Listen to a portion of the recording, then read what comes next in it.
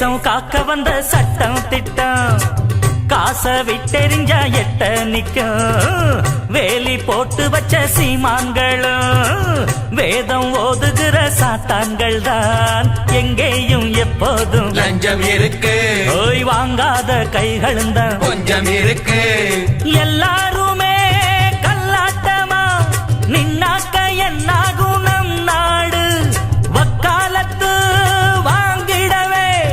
வந்தாரு அண்ணாச்சி அத பாடு அடிக்காம சில மாடு அதுவா மெதுவா படியாது